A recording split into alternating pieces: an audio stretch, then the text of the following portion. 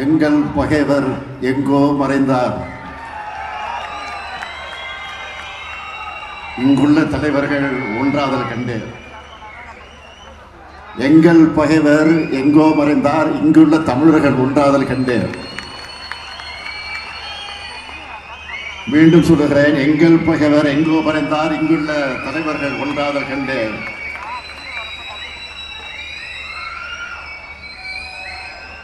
எங்கள் பகைவர் எங்கோ மறைந்தார், இங்குள்ள தமிழர் காஞ்சியில் ஒன்றாதல் கண்டேன்.